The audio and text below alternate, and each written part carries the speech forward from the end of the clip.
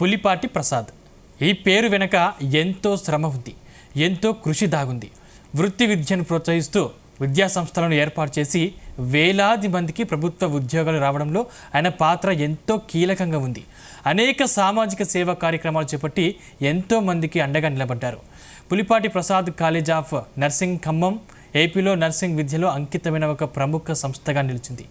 నైపుణ్యం కలిగిన ఆరోగ్య సంరక్షణ నిపుణులను అందిస్తున్న పులిపాటి ప్రసాద్తో మా ప్రతినిధి యాకేష్ ఫేస్ టు ఫేస్.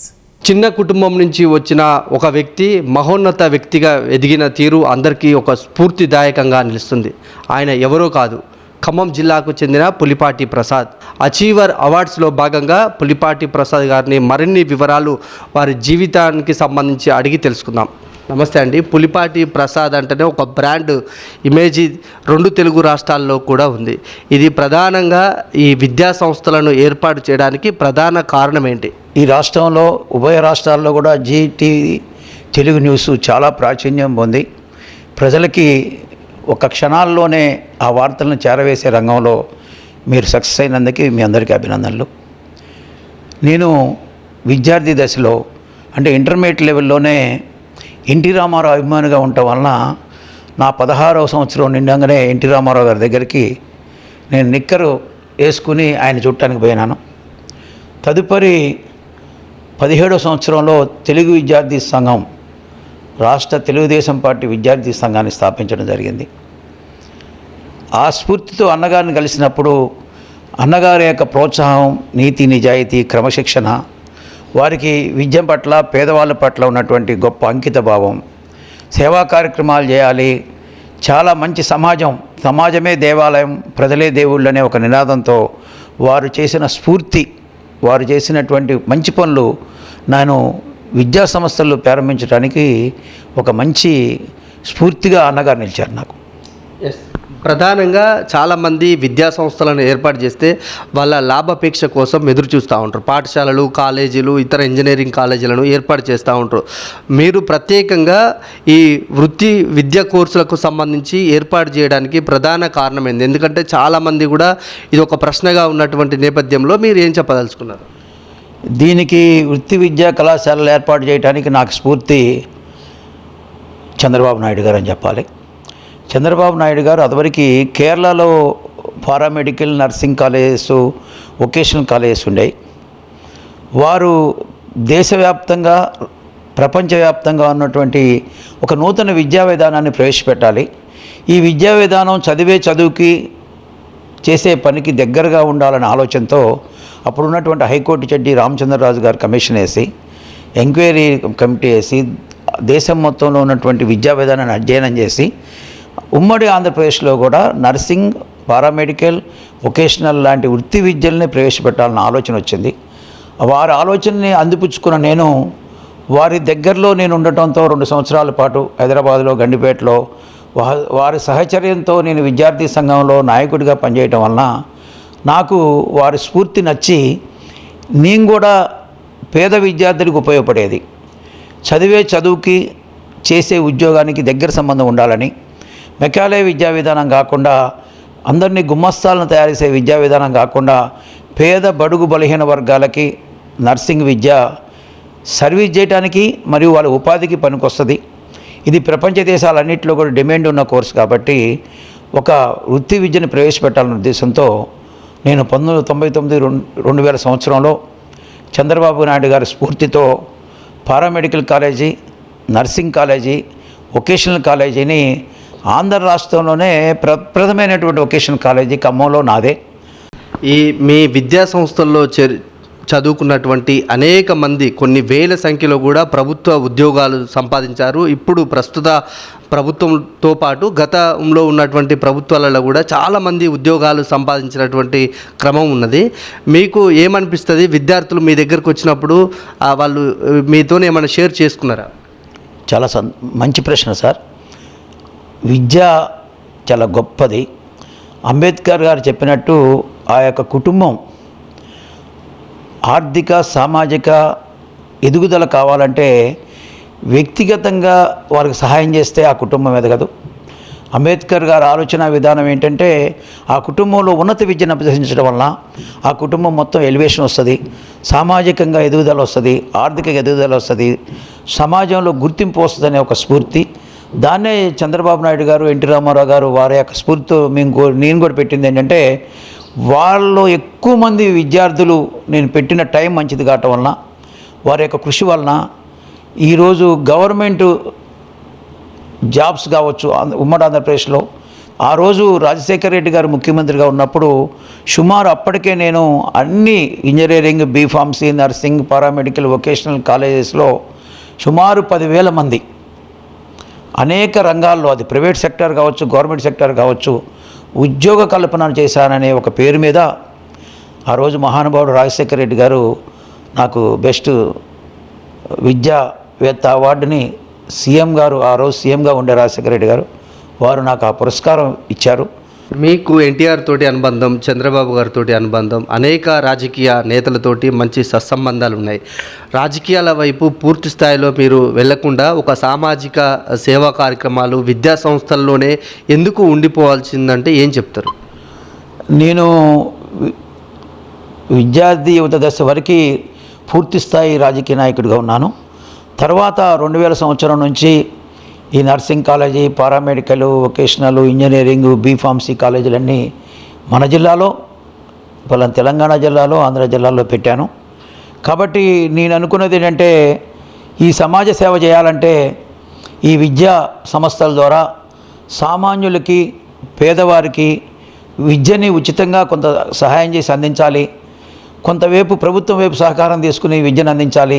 తద్వారా సమాజ సేవ చేయాలనే ఉద్దేశంతో పూర్తి సమయం రాజకీయాలు కాకుండా ఈ సమాజ సేవ ద్వారా ప్రజల్లో గుర్తింపు ఉండాలి, ప్రజల్లో ఎప్పుడూ మనం సమాజ సేవ ద్వారా మంచి పేరు తెచ్చుకోవాలని ఆ రోజు మదర్ తెరీసా, మేము వారి యొక్క ఆదర్శంలో, గాంధీ ఆదర్శంలో నేను చేసి మహాత్మా గాంధీ ఫౌండేషన్ అనే ఒక సంస్థను ఏర్పాటు చేసి అనేక సంక్షేమ కార్యక్రమాలు, నా పాలసీ ప్రకారం ఒక 25% నా యొక్క ఆదాయంలో నా కుటుంబ సభ్యులను ఒప్పించి నా 25% ఆదాయాన్ని ప్రతి సంవత్సరం అనేక సామాజిక సేవా కార్యక్రమాలు చేయటం జరిగింది. దానికి కూడా ప్రభుత్వాల తరఫున నాకు మంచి గుర్తింపు, అవార్డ్స్ వచ్చినాయి.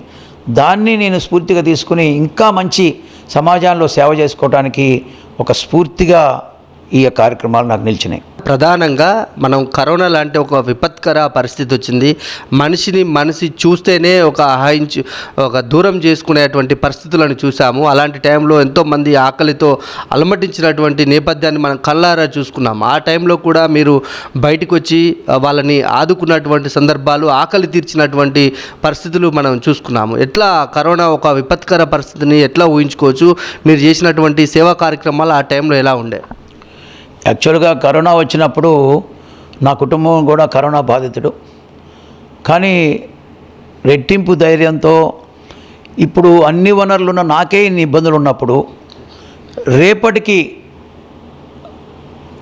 తిండికి కష్టం ఉన్నటువంటి పేద కార్మికులను కరోనా టైంలో వాళ్ళకి పని లేకపోవటం, ఇంట్లోంచి బయటికి రాలేకపోవటం, సమాజంలో వాళ్ళకి ఆర్థిక వనరులకి రుణం కూడా దొరికే పరిస్థితులు లేకపోవడంతో నా హృదయం చెల్లించి సుమారు 22 లక్షల రూపాయలు నేను ఆ కరోనా టైంలో ఖర్చు పెట్టాను.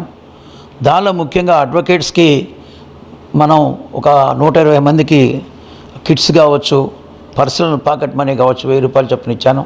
అదేవిధంగా ఈ జిల్లాలో ముఖ్యంగా మా ప్రాంతంలో అందరికి కూడా కిట్స్ అంటే ఒక నెల రోజులు సరిపోయే బియ్యం కావచ్చు, చిరుధాన్యాలు అంటే వాళ్ళకి సంబంధించినటువంటి చిరుధాన్యాలు, వారికి అవసరమైన వస్తు సామాగ్రి, వారి కొంతమందికి వ్యక్తిగతంగా క్యాష్ కూడా నేను 2,000 రూపాయలు, 3,000 రూపాయలు ఎవరైతే పూర్తి స్థాయి పేదోళ్ళు ఉన్నారో, ఈ కరోనా బంద్ టైంలో బయటికి పోలేకుండా ఉన్నారో వాళ్ళందరికీ కూడా నాకు దేవుడు అవకాశం ఇచ్చాడు కాబట్టి ఆ సహాయం చేయటం నాకు చాలా తృప్తిగా ఉంది. ఖమ్మం 3 టౌన్ ప్రాంత డెవలప్మెంట్ కోసం కూడా ఆహర్నిశలు పనిచేశారు. ఇవాళ కొంత 3 టౌన్ డెవలప్ అయిందంటే అందులో మీది ప్రత్యేక ఒక పాత్రగా భావించుకోవచ్చు. ఎట్లా అనిపిస్తుంది? ఎలాంటి కార్యాచరణ రూపొందించారు? 3 టౌన్ ప్రాంతం అప్పటితో పోల్చుకుంటే ఇప్పుడు ఎలా ఉందనుకోవచ్చు? నేను 30 సంవత్సరాల క్రితం ఖమ్మం పౌర సమితి ఏర్పాటు చేశాను. దీనిలో రాజకీయాలకు అతీతంగా ఆ రోజు పువ్వాడ నాగేశ్వరరావు గారు నాకు బాగా సపోర్ట్ చేశారు. రాజకీయాలకు అతీతంగా అన్ని కులాలు, మతాలు, ప్రాంతాలు అందరినీ కలుపుకొని నేను 3 టౌన్లో పుట్టి పెరిగినవాడిని కాబట్టి 3 టౌన్లో ప్రధాన సమస్య పొల్యూటెడ్ వాటర్. డైరెక్ట్గా మురికి నీళ్ళు ఏటిలో కలిసి ఆ ఏటిలో నీళ్ళు మళ్ళీ ప్రజలు తాగే పరిస్థితి ఉంది. దానికోసమని 1 సంవత్సరం పాటు నిత్యం కంటిన్యూషన్ కార్యక్రమాలు చేస్తూ ఆ రోజున సిటీ కేబుల్ కావచ్చు, లోకల్ ఛానల్స్ అన్నీ కూడా నాకు చాలా సపోర్ట్ చేశాయి.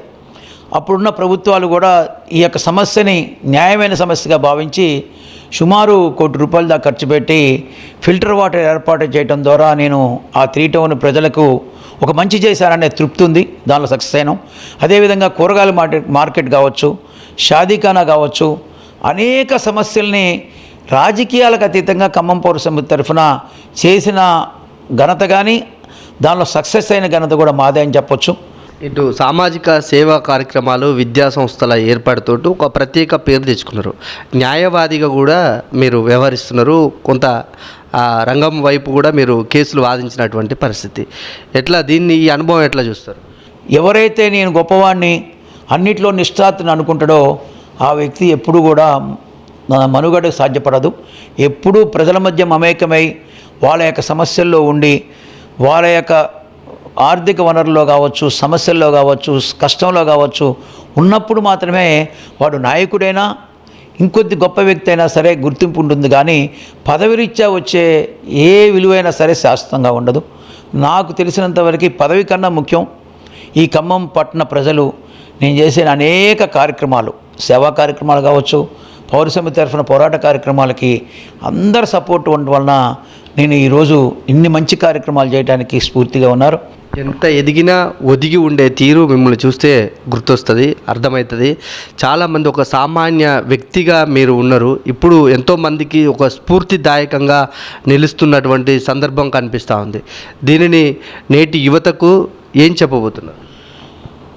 ప్రధానంగా అండి, నా యొక్క జీవితంలో ఎన్టీ రామారావు దగ్గర, చంద్రబాబు గారి దగ్గర ఉన్నప్పుడు ఒక 33 మంత్రులు ప్రతిరోజు గండిపేటకు వచ్చేవాళ్ళు. వాళ్ళతో సాన్నిధ్యం చూసిన తర్వాత 5 సంవత్సరాల తర్వాత చూసిన తర్వాత రాజకీయాలు కానీ బయట కానీ పదవులు శాశ్వతం కాదు. పదవులు అశాశ్వతమైనటువంటి పదవులు కానీ అధికారం కానీ ఇది కానీ శాశ్వతం కాదు. కాబట్టి మనం ఎప్పుడూ ప్రజల యొక్క మన్ననలు పొందాలంటే ఒదిగి ఉండాలి. ప్లస్ చిన్నోడైనా పెద్దోడైనా వారిని గౌరవించబడితే మాత్రమే శాశ్వతంగా వాళ్ళ మన్ననలు పొందవచ్చు తప్ప అధికారంతో వచ్చే ఈ పలుకుబడి, డబ్బుతో వచ్చే పలుకుబడి శాశ్వతం కాదని ఆ పెద్దల దగ్గర నేను నేర్చుకున్నా. కాబట్టి ఆ యొక్క నేర్చుకున్న దాన్ని నా జీవితంలో అన్వయించుకుని సామాన్యుడి దగ్గర కూడా మనం సామాన్యుల లెక్క ఉండాలి. వాళ్ళ యొక్క మద్దతు, వాళ్ళ యొక్క హృదయాన్ని జయించడం ద్వారా తప్ప నేను ఈ పెద్దలందరిని చూసిన తర్వాత నేనే రియలైజ్ అయ్యి ఎప్పుడు ఇట్లనే ఉండాలి. నాకు ఆ దేవుణ్ణి కోరుకుంది ఏంటంటే గర్వం రాకూడదు. ఎక్కడ ఉన్నా కూడా ప్రజలకు సేవ చేసే అవకాశాన్ని, ఆప్యాయతని, ప్రేమని పంచే అవకాశాన్ని, దయా హృదయాన్ని నేను ఎప్పుడూ దేవుని రోజు కోరుకునేది.